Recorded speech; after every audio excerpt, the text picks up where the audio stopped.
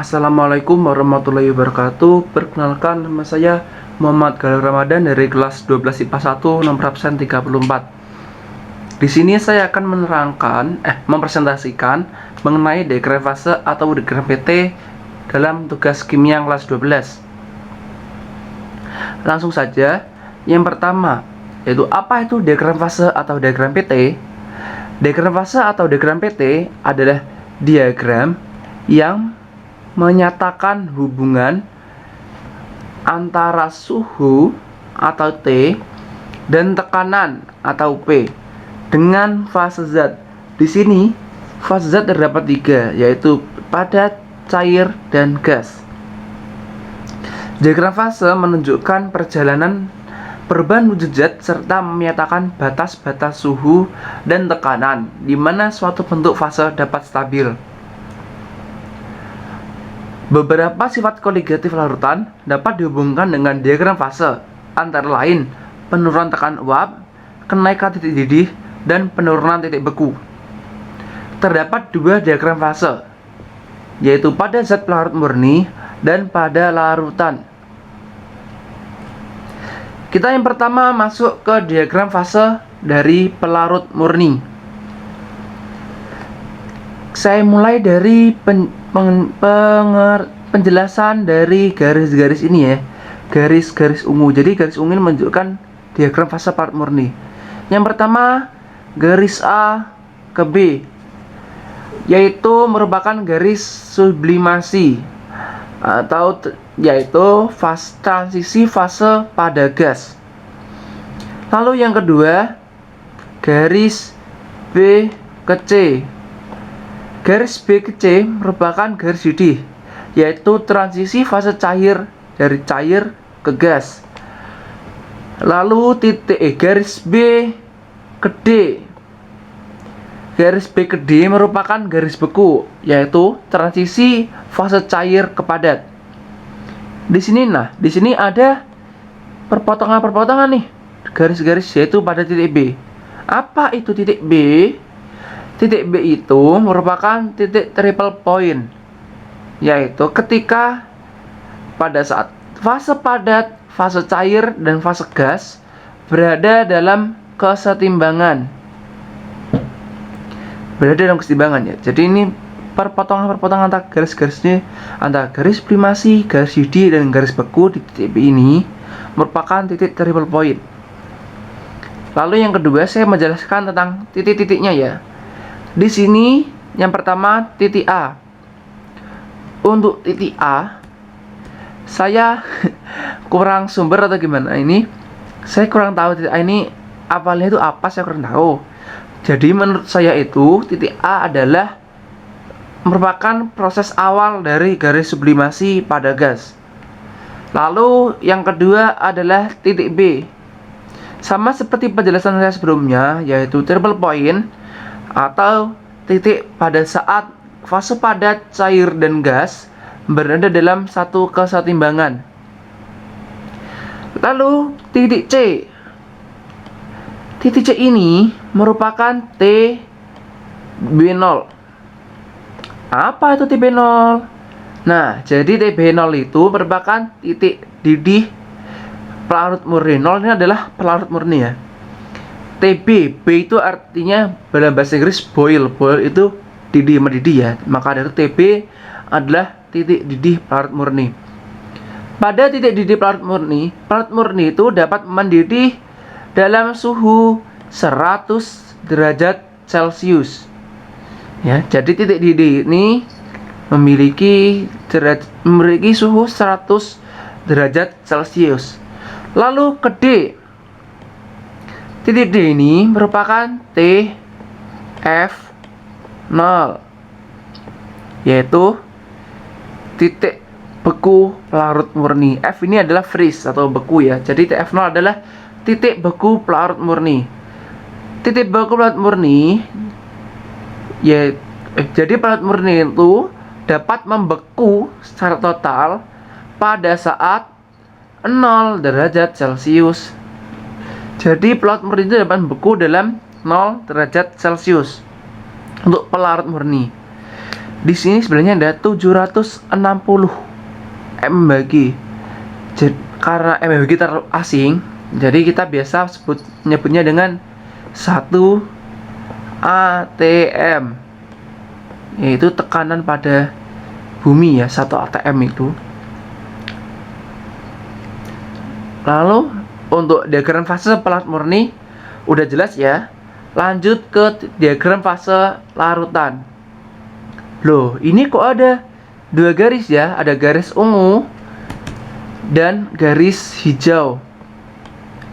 Ini ada yang hijau, ini adalah garis diagram fase larutan, yang ungu pelarut murni. Nah, kenapa diagram fase larutan ini berada di bawah diagram pelarut murni? Nah, alasannya ada di sebelahnya, yaitu larutan mempunyai tekanan uap lebih rendah daripada pelarut murninya, yaitu air. Nah, dari sini udah jelas menyebabkan garis didih dan garis beku larutan berada di bawah garis didih dan garis beku dari pelarut murni. Jadi penurunan tekanan uap itu berpengaruh terhadap titik didih dan titik beku larutan.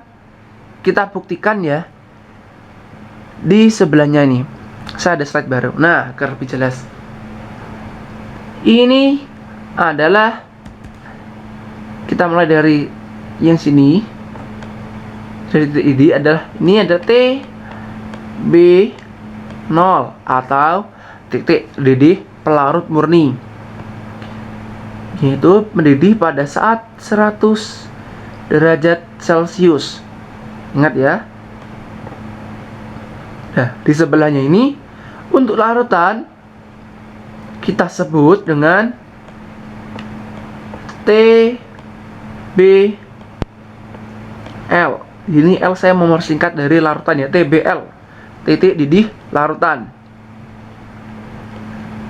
Nah, titik didih larutan ini, jadi larutan itu dapat mendidih lebih dari 100 derajat Celcius.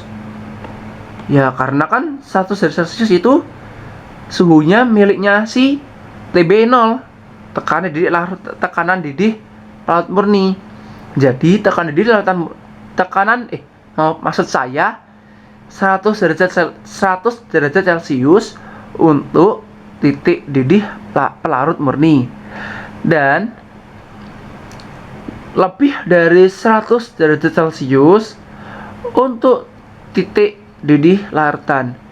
Sehingga delta TB dapat kita simbolkan TBL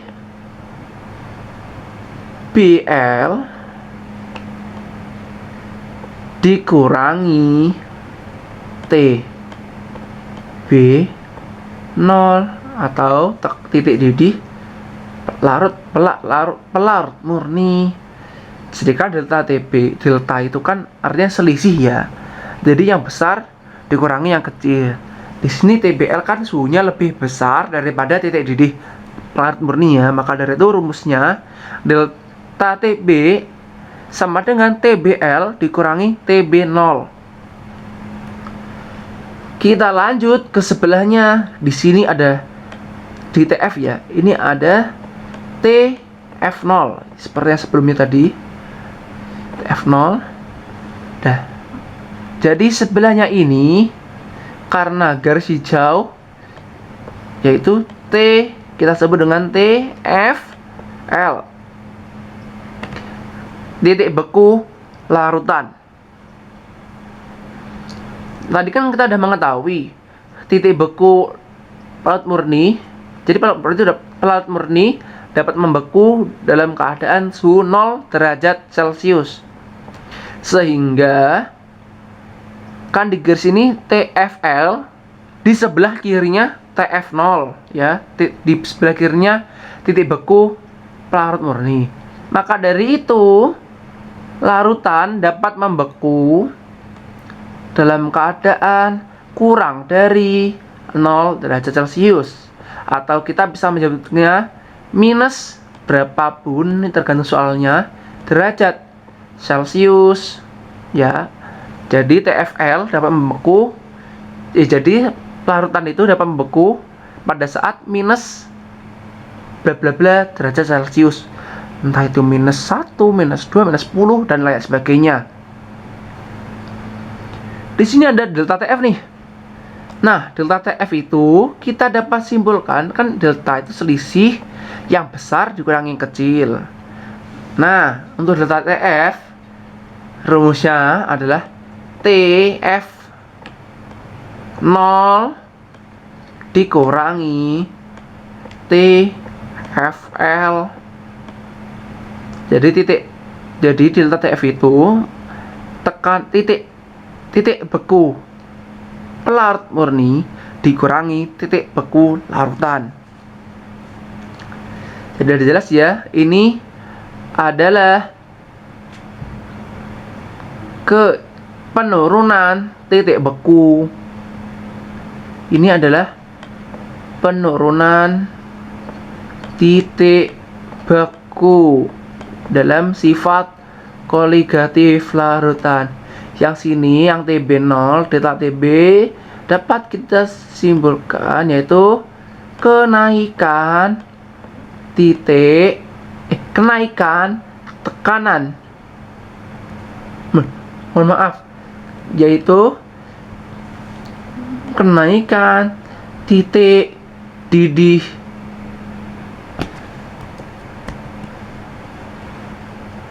Maafin salah ini. Jadi yang TB0 ini simbolannya adalah kenaikan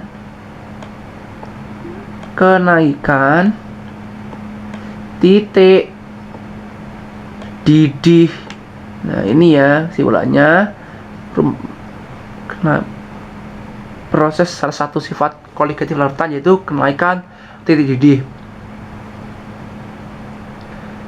Nah, di bawahnya ini ada delta P. Apa itu delta P? Tadi kan sudah saya jelaskan. Larutan itu diagramnya berada di bawah diagram pelarut murni. Kenapa? Karena tekanan uap larutan lebih rendah daripada tekanan uap dari pelarut murni. Sehingga delta TP ini merupakan P0 atau tekanan dari pelarut murni dikurangi P larutan. Nah, di sini adalah P0 pada saat 1 atm atau 760 mmHg. Nah, di bawahnya ini adalah P larutan, PL. Pastinya ya di bawah 1 atm loh ya. Kita kurang tahu berapa ini tekanan yang pasti. Jadi yang ini adalah dalam sifat koligatif larutan merupakan penurunan tekanan uap larutan. Nah, lalu kita ada garis-garisnya nih. Loh, kok ada dua ya perpotongannya? Tadi kan yang ini merupakan triple point, ya kan? Triple point kita sebut apa ya enaknya? TRP aja lah ya. TRP. Ini triple point. Kalau gitu yang bawahnya apa ya? Nah, untuk yang bawah ini sama saja sebutin triple point, tapi yang bawah ini triple point pada larutan. Tapi yang atas ini triple point pada pelarut murni. Saya simpulkan aja 0 ya. Nah, ini ada tulisannya ya. Ini titik didih larutan lebih dari 1 Celcius. 100 derajat Celcius merupakan titik didih pelarut H2O atau air pelarut murni ya. Di sini titik bakunya H2O adalah 0 derajat Celcius. Nah, titik baku larutan kurang dari 0 derajat Celcius. Sepertinya cukup presentasi dari saya. dalam menjelaskan tentang diagram fase atau diagram pelaut murni. Saya mohon maaf kalau agak belibet-belibet ya, karena juga agak nervous. Kurang lebihnya mohon maaf. Wassalamualaikum warahmatullahi wabarakatuh.